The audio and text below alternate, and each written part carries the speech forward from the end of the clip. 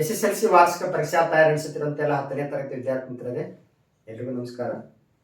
ದೇವರು ವರವನ್ನು ಕೊಡೋದಿಲ್ಲ, ಶಾಪವನ್ನು ಕೊಡೋದಿಲ್ಲ, ಕೇವಲ ಅವಕಾಶವನ್ನು ಮಾತ್ರ ಕೊಡುತ್ತಾನೆ. ಅದನ್ನ ವರವನ್ನವಾಗಿ ಅಥವಾ ಶಾಪವನ್ನಾಗಿ ಮಾಡಿಕೊಳ್ಳೋದು ನಮ್ಮ ಕೈಯೊಳಗಿರ್ತದೆ. ಅದಕ್ಕೆ SSLC ಅನ್ನೋದು ನಿಮ್ಮ ಜೀವನದಲ್ಲಿ ಬಹಳ ಪ್ರಮುಖ ಘಟ್ಟ.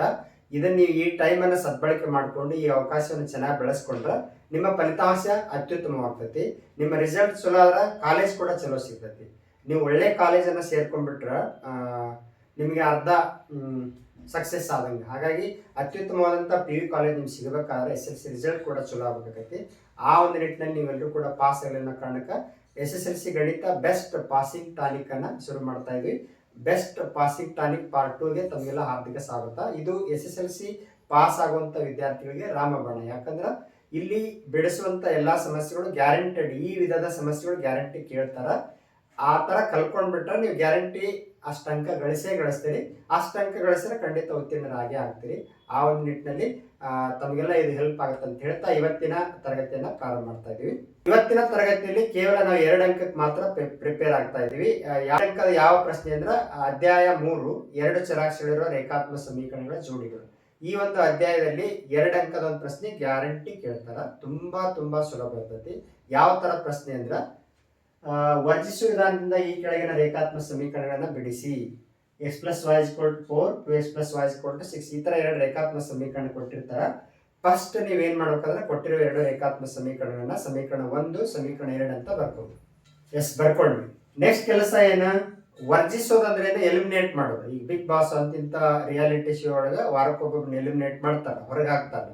ಹಂಗಿಲ್ಲಿ 2 ಚರಾಕ್ಷರದವು x ಮತ್ತು y, ಯಾವ್ದಾರ ಒಂದು ಚರಾಕ್ಷರವನ್ನು ನಾವು ಎಲಿಮಿನೇಟ್ ಮಾಡ್ಬೇಕು, ವರ್ಜಿಸ್ಬೇಕು. ಹೆಂಗ್ ವರ್ಜಿಸೋದು? ಕ್ಯಾನ್ಸಲ್ ಮಾಡ್ಬೇಕು. ಕ್ಯಾನ್ಸಲ್ ಮಾಡ್ಬೇಕಾದ್ರೆ 2 ರೇಖಾತ್ಮಕ ಸಮೀಕರಣಗಳಲ್ಲಿ ಯಾವ್ದಾರ ಒಂದು ಚರಾಕ್ಷರದ ಸಹಗುಣಕ ಸಮ ಇರ್ಬೇಕು. ಈಗ ನೋಡಿ y ಸಹಗುಣಕ ಇಲ್ಲಿ 1 ಐತಿ, y ಸಹಗುಣಕ 1 ಐತಿ, ಸಹಗುಣಕ ಸಮ ಅದು. ಸಹಗುಣಕ ಸಮ ಆದ್ಮೇಲೆ ಚಿಹ್ನೆಗಳ ವಿರುದ್ಧ ಆಗ್ಬೇಕು ಕ್ಯಾನ್ಸಲ್ ಆಗ್ಬೇಕಾದ್ರೆ. ಹಾಗಾಗಿ ಈಗ ನಾವು x ಕ್ಯಾನ್ಸಲ್ ಮಾಡ್ಬೇಕು, y ಕ್ಯಾನ್ಸಲ್ ಮಾಡ್ಬೇಕು ಅನ್ನೋದನ್ನ ನಿರ್ಧಾರ ಮಾಡ್ಬೇಕು. ಫಸ್ಟ್ ನಾವೀಗ y ಕ್ಯಾನ್ಸಲ್ ಮಾಡ್ಬೇಕಂತ ನಿರ್ಧಾರ ಮಾಡ್ತೇವೆ. x ಯಾಕೆ ಕ್ಯಾನ್ಸಲ್ ಮಾಡ್ಬೇಕಂತ ನಿರ್ಧಾರ ಮಾಡ್ಲಿಲ್ಲ ನಾವು? ಯಾಕಂದ್ರೆ x ಸಹಗುಣಕ ಇಲ್ಲಿ 1 ಐತಿ, ಇಲ್ಲಿ 2 ಐತಿ. x ಕ್ಯಾನ್ಸಲ್ ಮಾಡ್ಬೇಕಾದ್ರೆ ನಾವು ಇಲ್ಲಿ x ಸಹಗುಣಕ 2 ಆಗ್ಬೇಕಂದ್ರೆ ಇಡೀ ಸಮೀಕರಣ 2ರಿಂದ ಗುಣಿಸ್ಬೇಕತ್ತೆ. ಎಕ್ಸ್ಟ್ರಾ ಕೆಲಸ ಆಕತಿ, ಬೇಡ. ಆಲ್ರೆಡಿ ಸಹಗುಣಕ ಸಮ ಇರೋದನ್ನೇ ನಾವು ಎಲಿಮಿನೇಟ್ ಮಾಡೋದು, ವರ್ಜಿಸೋದು. y ಕ್ಯಾನ್ಸಲ್ ಆಗ್ಬೇಕಾದ್ರೆ ನಾವು ಈಗ 2 ಸಮೀಕರಣವನ್ನ ಕೂಡಿಸ್ಬೇಕೋ ಕಳಿಬೇಕಂತ ಒಂದು ವಿಷಯ ಬರ್ತೈತಿ. ಇಲ್ಲಿ ಕೂಡಿಸ್ಬೇಕೋ ಕಳಿಬೇಕು, ಯಾವಾಗ ಕೂಡಿಸ್ಬೇಕು ಯಾವಾಗ ಕಳಿಬೇಕು ಅನ್ನೋದು. ಈಗ ಚಿಹ್ನೆ ಆಲ್ರೆಡಿ ಸೇಮ್ ಅದಾವು.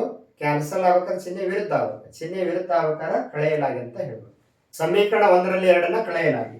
ಅವಾಗ ಏನಾಗತ್ತಿ? ಕೆಳಗಿನ ಸಮೀಕರಣ ಚಿಹ್ನೆ ಎಲ್ಲ ಚೇಂಜ್ ಆಗ್ತಾವೆ. Plus ಇದ್ದಿದ್ವೆಲ್ಲ minus ಆಗ್ತಾವು. ಕಳಿಬೇಕಾದ್ರೆ ಕೆಳಗಿನ ಚಿಹ್ನೆಗಳನ್ನ ಕನ್ಸಿಡರ್ ಮಾಡ್ಬೇಕು. ಈಗ -2x + x ಮೈನಸ್ ಒಂದು ಪ್ಲಸ್ ಇದ್ರೆ ಕಳಿಬೇಕು. 2ರಾಗ 1 ಕಳೆದ್ರೆ -1x 1 ಇದ್ದೇ ಇರ್ತೈತಿ. +y -y cancel. +4 -6 ಒಂದು ಪ್ಲಸ್ 1 ಮೈನಸ್ ಅಂದ್ರೆ ಕಳಿಬೇಕು. 6 4 ಕಳೆದ್ರೆ 2 ಮೈನಸ್ ಸೆಟ್ ಆಗಿ 2 ಕಡೆ ಮೈನಸ್ ಕ್ಯಾನ್ಸಲ್. x = 2 ಬಂದು ನೋಡಿ. ಇಷ್ಟು ಮಾಡಿದ್ರೆ 1 ಅಂಕ ಬೀಳ್ತೈತಿ. ಈಗ ನೀವು ಸಮೀಕರಣ 1ರಲ್ಲಿ x ಬೆಲೆ ಆದೇಶಿಸಲಾಗಿ, ಸಮೀಕರಣ 1ರಲ್ಲಿ x ಬೆಲೆ ತುಂಬಿದ್ರೆ ಸುಲಭೀಕರಿಸಿದ್ರೆ ನಿಮಗೆ y ಬೆಲೆ ಕೂಡ ಸಿಗ್ತದೆ. ಸಮೀಕರಣ 1ರಲ್ಲಿ x ಬೆಲೆ ಆದೇಶಿಸಲಾಗಿ. ಒಂದೇ ಸಮೀಕರಣ ಆಸ್ ಇಟ್ ಈಸ್ ಬರೆಯೋಣ ನಾವು. x + y = 4. ಇಲ್ಲಿ ನಾವು x ದಲ್ಲಿ 2 ತುಂಬೋಣ. 2 + y = 4. ಈ +2 ಬಲಗಡೆ ಕಳಿಸಿದ್ರೆ ಏನಾಗತ್ತಿ? -2 ಆಗ್ತೈತಿ. 4 - 2 ಒಂದು ಪ್ಲಸ್ 1 ಮೈನಸ್ ಇದ್ರೆ ಕಳಿಬೇಕು. 4ರಾಗ 2 ಕಳೆದ್ರೆ 2. y ಬೆಲೆ ಕೂಡ 2 ಬಂತು. x ಬೆಲೆ ಎಷ್ಟು ಬಂದೈತಿ? 2 ಬಂದೈತಿ. ಇಷ್ಟು ನೀವು x ಬೆಲೆ ಮತ್ತು y ಬೆಲೆ ಕಂಡು ಹಿಡಿದ್ಬಿಟ್ರೆ ಸಮೀಕರಣ ಬಿಡಿಸ್ತಾನೆ. ಇಷ್ಟು ಮಾಡ ನಿಮಗೆ 2ಕ್ಕೆ 2 ಅಂಕ ಬೀಳ್ತಾವೆ. ಬಹಳ ಸರಳ. ಇದೇ ವಿಧದ ಮತ್ತೊಂದು ಸಮಸ್ಯೆ ಬಿಡಿಸೋಣ. ವರ್ಜಿಸುವ ವಿಧಾನದಿಂದ ಈ ಕೆಳಗಿನ ರೇಖಾತ್ಮಕ ಸಮೀಕರಣಗಳನ್ನು ಬಿಡಿಸಿ.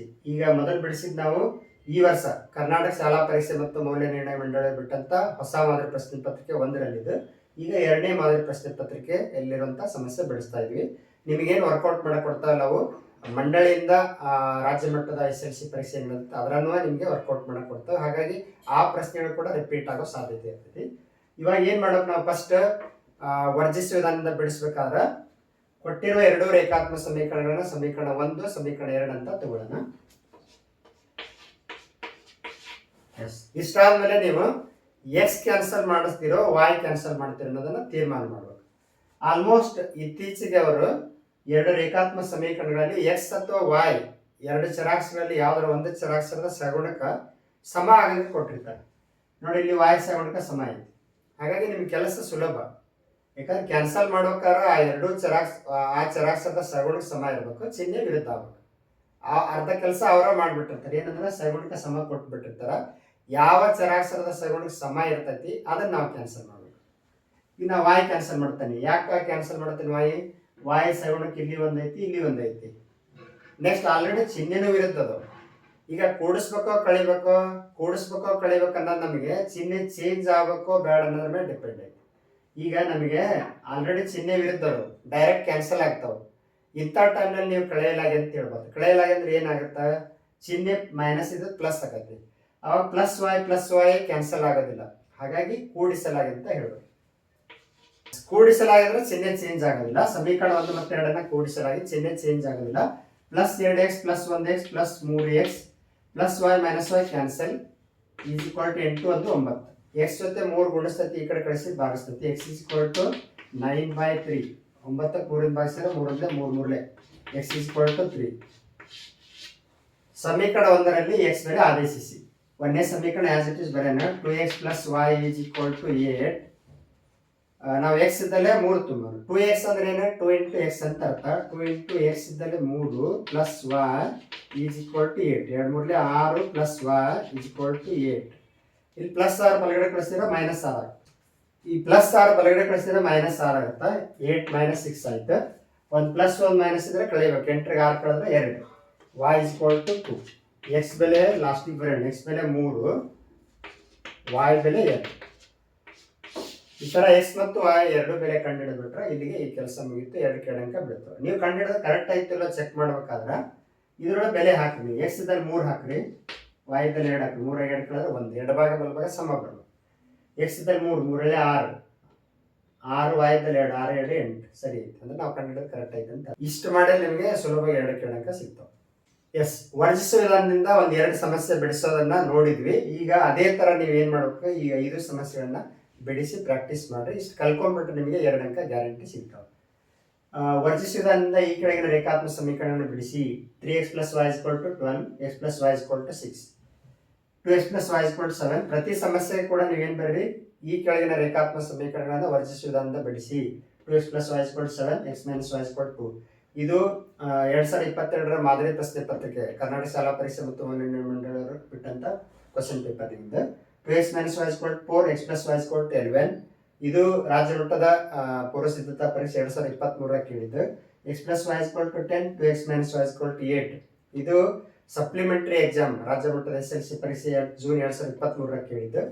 2x plus y is equal to 14, x minus y is equal to 4.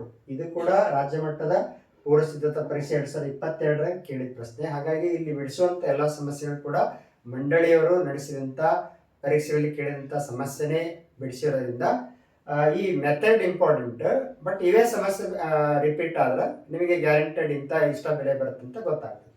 ಹಾಗಾಗಿ ಇಷ್ಟು ಸಮಸ್ಯೆ ಬಿಡಿಸಿ ಪ್ರಾಕ್ಟೀಸ್ ಮಾಡ್ರಿ. ಇಷ್ಟು ಮಾಡಿದ್ರೆ ನೀವು ಇವತ್ತು 2 ಅಂಕ ಕಲ್ಕೊಂಡಂಗ, 2 ಅಂಕ ಗಳಿಸೋದಕ್ಕೆ ನೀವು ಸಮರ್ಥರಾದ್ರಿ ಅಂತ ಅರ್ಥ. ಮುಂದಿನ ಭಾಗದಲ್ಲಿ ನಾವು ಮತ್ತೊಮ್ಮೆ ಮತ್ತೆ 2 ಅಂಕ ಗಳಿಸೋದಕ್ಕೆ ಯಾವ ಚಾಪ್ಟರ್ ಮೇಲೆ ಯಾವ ಸಮಸ್ಯೆ ಬಿಡಿಸ್ಬೇಕು ಅನ್ನೋದನ್ನ ಚರ್ಚೆ ಮಾಡ್ತಾ ಹೋಗೋಣ. ಇದಿಷ್ಟನ್ನೇ ಹೇಳ್ತಾ ಇವತ್ತಿನ ತರಗತಿ ಮುಗಿಸ್ತಾ ಇದೀವಿ. ಧನ್ಯವಾದಗಳು.